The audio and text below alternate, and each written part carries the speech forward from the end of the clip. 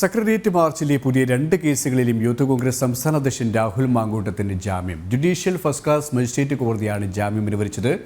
DGP office മാർച്ചിൽ പോലീസെടുത്ത പുതിയ കേസിൽ നാളെയാണ് ജില്ലാ കോടതി പരിഗണിക്കുന്നത്. വിവരങ്ങളുമായി ടിൻഡുദാസ് ശരിയാണ്. ടിൻഡു, രാഹുൽ മാങ്കൂട്ടത്തിന് രണ്ട് കേസുകളിലാണ് ജാമ്യം ലഭിച്ചിരിക്കുന്നത്. എന്തൊക്കെയാണ് വിവരങ്ങൾ?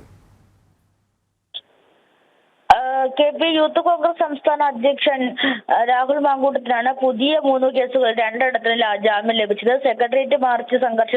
സെക്രട്ടേറിയറ്റിലേക്ക് നടത്തിയ മാർച്ചിന്റെ സംഘർഷത്തിലാണ് പുതിയ 2 കേസുകളിലും ജാമ്യം.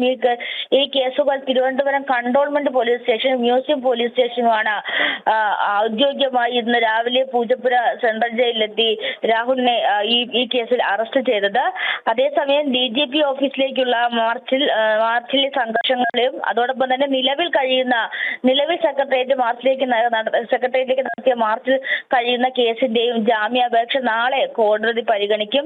ഇന്ന് രാവിലെ 11 മണിയോട് കൂടിയായിരുന്നു മ്യൂസിയം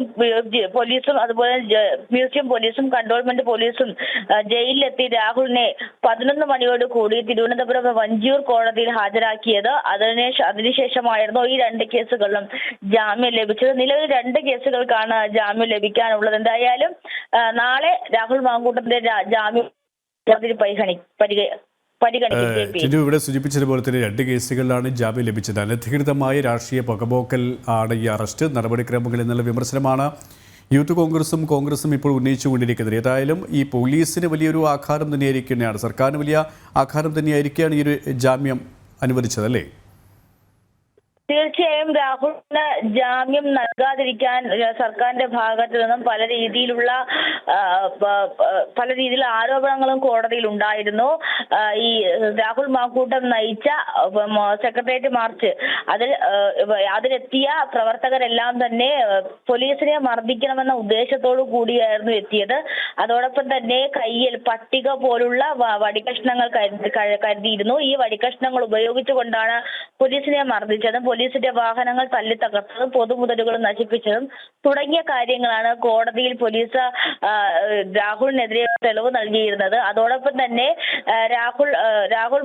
രാഹുലിന്റെ കൂട്ടത്തിൽ ഉണ്ടായിരുന്ന പ്രവർത്തകർ മർദ്ദിക്കുമ്പോൾ അല്ലെങ്കിൽ പൊതുമുതലുകൾ നശിപ്പിക്കുന്ന സമയത്ത് രാഹുൽ ഇടപെട്ടിരുന്നില്ല എന്നൊരു ആരോപണം ചൂണ്ടിക്കാണിക്കുന്നു. അതോടൊപ്പം തന്നെ പൊതുഗതാഗതം തടസ്സപ്പെടുത്തുന്നത് രാഹുൽ മാങ്കൂട്ടമാണ് മുന്നിൽ നിന്നത്. അപ്പോൾ പൊതുമുതൽ നശിപ്പിച്ചു എന്നൊരു പ്രധാനപ്പെട്ട ഒരു കേസും അതോടൊപ്പം തന്നെ പോലീസിനെ മർദ്ദിച്ചു എന്നൊരു പ്രധാനപ്പെട്ട ആരോപണമാണ് രാഹുൽ.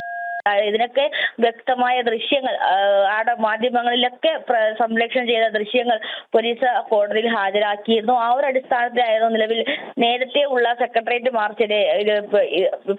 മാർച്ചിലെ കേസിൽ രാഹുൽ മാങ്കൂട്ടത്തിൽ ജയിലിൽ അല്ലെങ്കിൽ പൂജപ്പുര സെൻട്രൽ ജയിലിൽ കഴിയുന്നത്. അതിനോടൊപ്പമാണ് ഈ 2 കേസുകളും വന്നിട്ടുള്ളത്. അപ്പോൾ ഇതൊക്കെ ഒരു രാഷ്ട്രീയ പകപോക്കലാണ് നേരത്തെ തന്നെ അല്ലെങ്കിൽ കേസ് വന്ന സമയത്ത് തന്നെ പല ഭാഗത്തു നിന്നും ആരോപണങ്ങൾ ഉയർന്നിരുന്നത്. എന്തായാലും സർക്കാരിന് ഏറ്റൊരു അടി തന്നെയാണ് രാഹുലിന് 2 ലഭിക്കുക എന്നുള്ളത്. 2 കേസുകളുടെ ജാമ്യം നാളെ കോടതി പരിഗണിക്കും. KP ടിൻഡുദാസ് ആണ് വിശദാംശങ്ങൾ നൽകിയത്.